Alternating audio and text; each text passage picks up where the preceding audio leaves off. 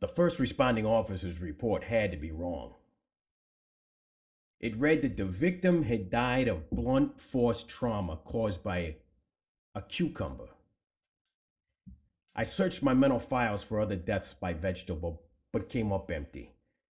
I'd heard of cudgeling deaths involving sides of beef, large fish, even the occasional frozen pumpkin.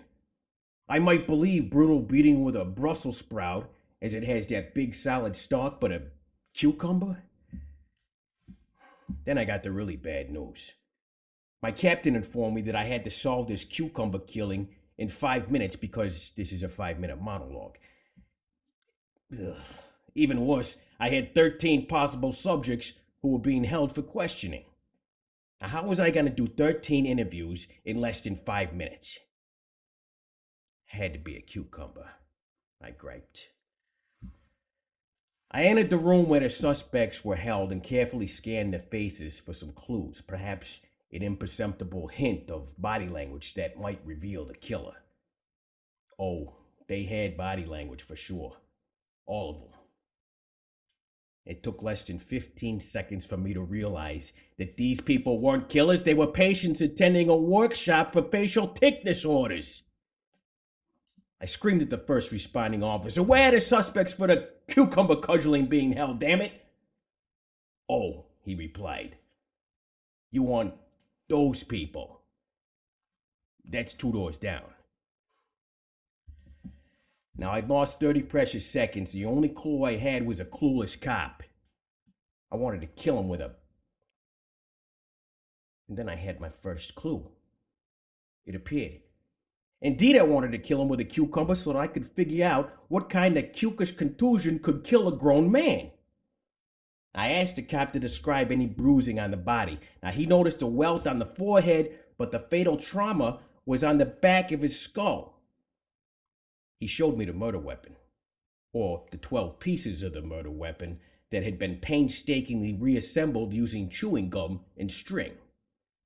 I can only describe it as being indescribable. "Really?" I complained.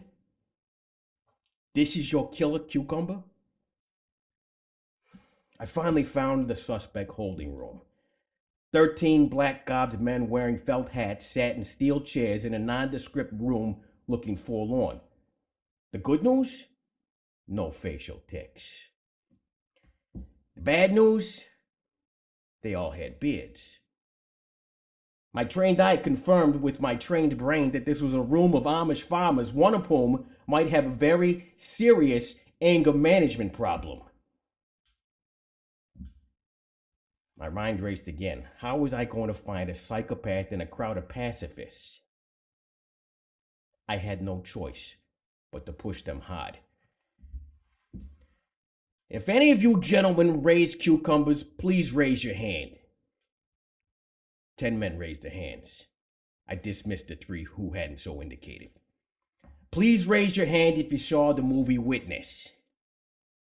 None of them raised their hands. Now, these were some very austere Amish farmers. "Too bad. Kelly McGillis was a cutie." And one of them took the bait. I noticed his nostrils flare when I mentioned McGillis. Under his breath, he muttered, "She's not Amish."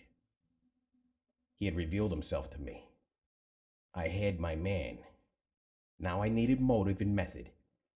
I invited the other men to leave, leaving me with the nostril flare. "I have only one question for you, sir, and then I can let you go with the others." He glared at me, but said nothing. "What do you use zinc electrodes for?" "Lots of things. Why do I ask? Why do you ask?" he replied. Now I had my method. All I needed was motive.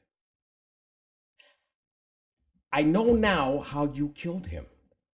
If you make me tell you how you did it, you'll go to jail right now, where the first thing they'll do is shave your head and hair and then put you in a tight orange jumpsuit.